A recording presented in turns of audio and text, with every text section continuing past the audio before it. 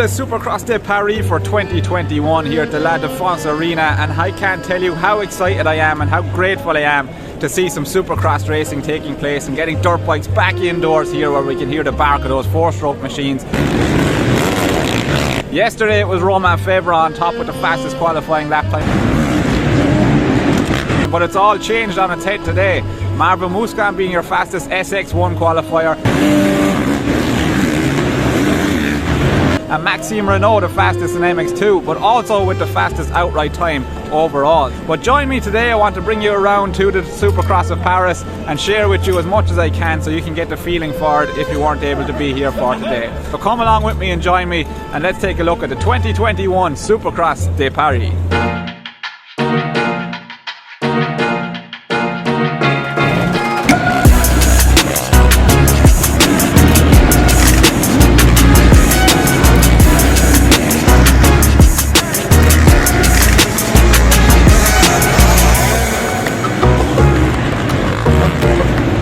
So we're catching up here with Team Kawasaki rider Romain Febvre. Romain, this is a new introduction to Supercross for you. Have you had a lot of time to prepare for the race tonight in Paris after the MXGP season? Yeah, actually not so much. Because like you said, the end of the season was not it was maybe 2 weeks ago. So let's say we had a little bit of time on the track to set up the bike, also to be a bit steeper to make it safer. And except that, not so much, but yeah, it's just try to be, like I said, to be safe and to have fun, and that's the main goal.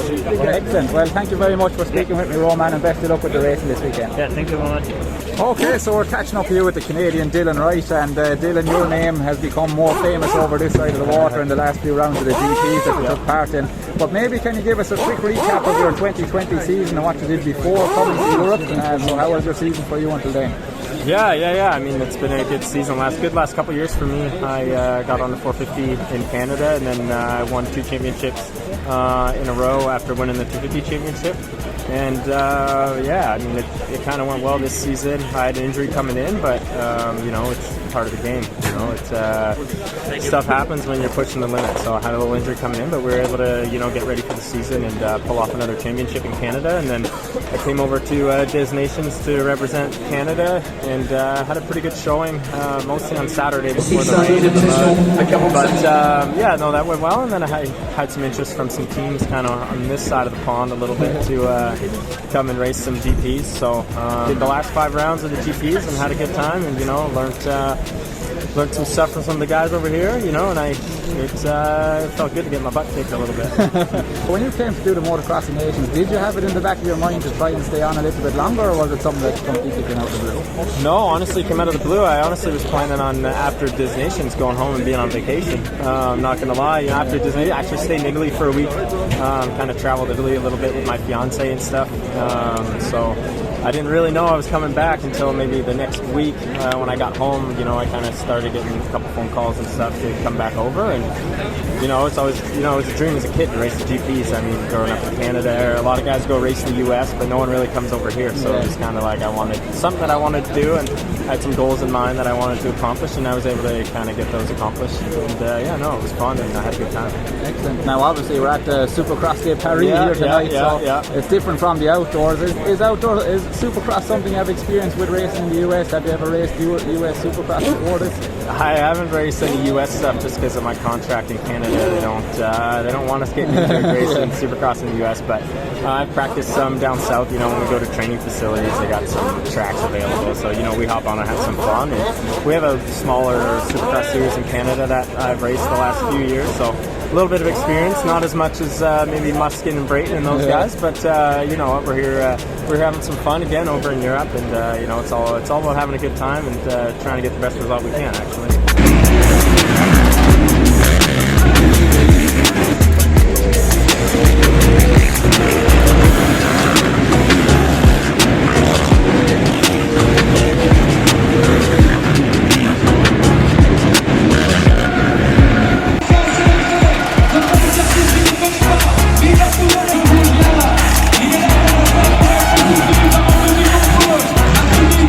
En fusion totalement, tous les associés de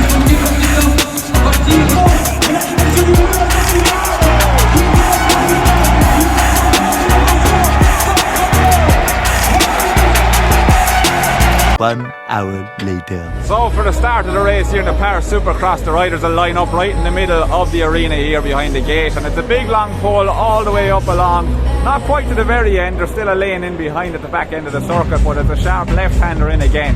So with a left-handed hook like this, you'll probably see a lot of people trying to get up the inside and get up the outside. Chad Reed seems to be already setting in his mind that he's not maybe going to get the best of the start, and he's been really trying those inside lines with his practice start. So I think he's probably trying something sneaky to get himself in a good position coming out of the first turn.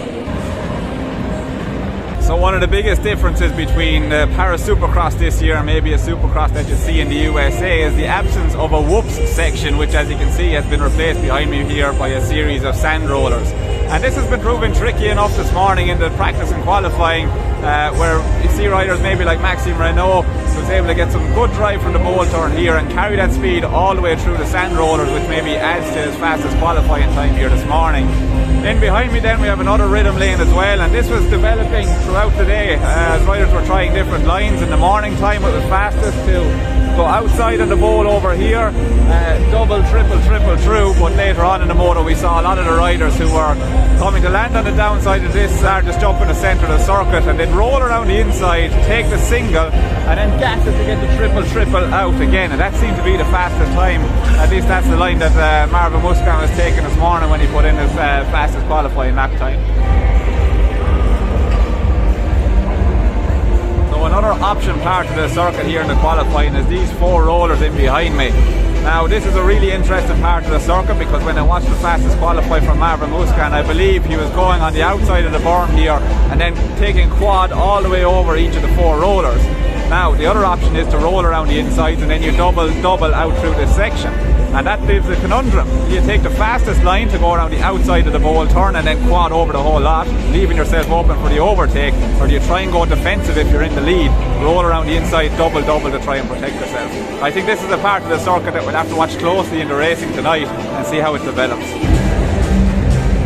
The final part of the lap then, it's fairly straightforward procedure provided as long as you can do the rhythm section here. So in behind me where the lads are cleaning up the track at the moment, you have to take the outside berm and then triple your way in and then kind of triple onto the tabletop here behind me and then step out onto the circuit.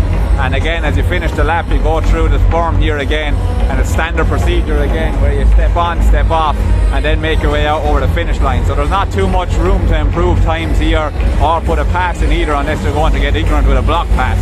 So by the time the race is won and lost, I think it'll happen further earlier in the lap, and by the time we go through this part of the section, it's kind of just par for the course. You just finish out the lap the way it is.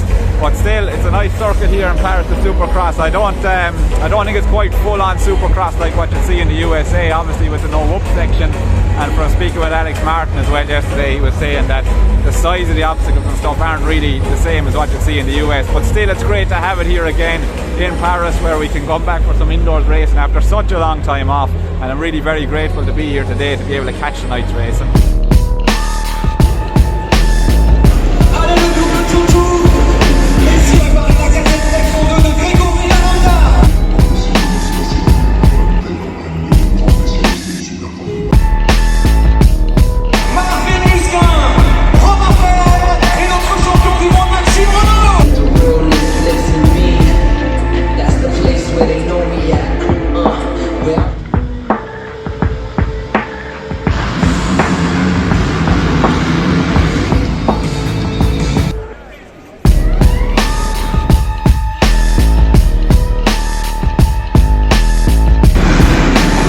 As the day's racing got started, it would be the number 25 of Marvin Musquin who would start off with the right foot by getting the whole shot in the first Sprint SX. He'd be followed by fellow Frenchman Cedric Soubirous.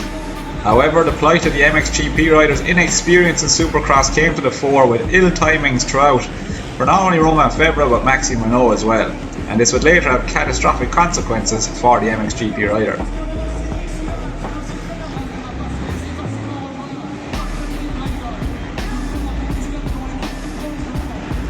Romain Febvre was beginning to find his feet a little bit in Supercross as he pulled up onto the back of the very experienced Chad Reed. However, ill-timed jumps again would catch out the number 3 machine as Chad Reed would at a gap between him and the Kawasaki.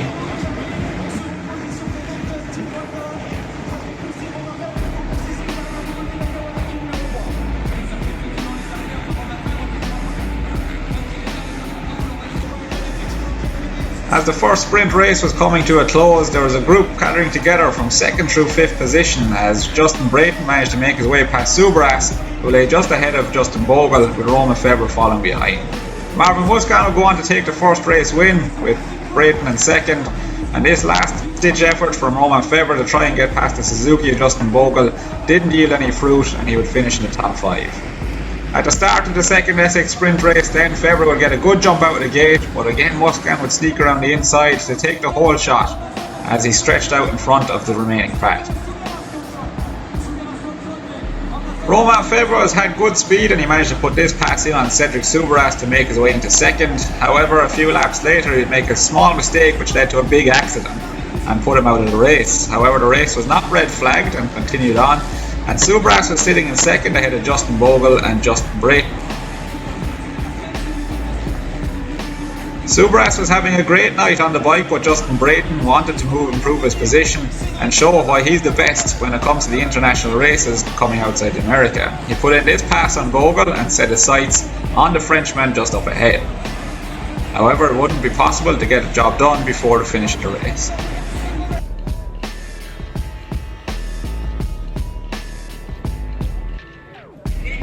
It was the final race of the day then, where once again Marvin Musquin will come out with a whole shot and lead the rest of the pack around. At this point Romain Febvre was out, so it'd be up to Justin Brayton to see if he could get back to the back of the French rider and try and take a win from him on the night.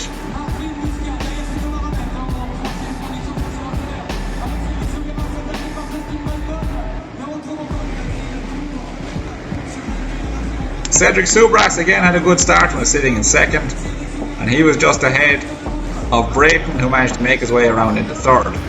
And now the chase was on. Could Brayton make his way past the local French rider? He would try and try and try again throughout the race.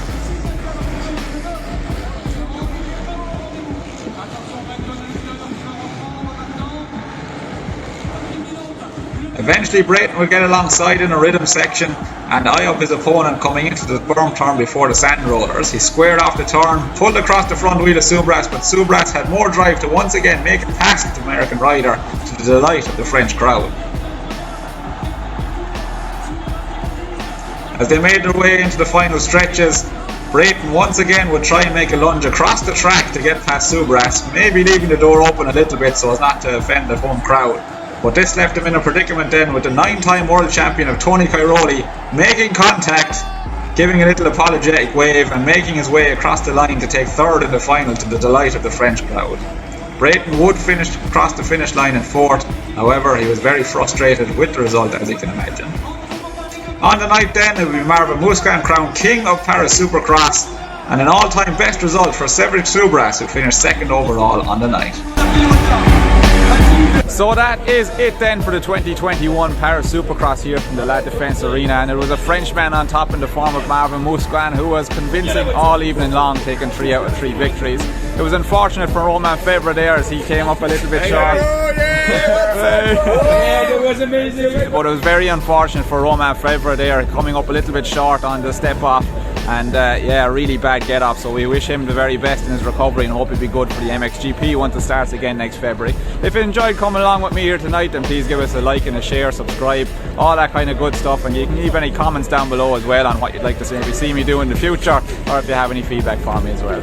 Alright, we'll have to catch up with you in the next one again soon, and I hope you've enjoyed this trip coming along with me and seeing all the experiences that Europe has to offer. See you in the next one soon.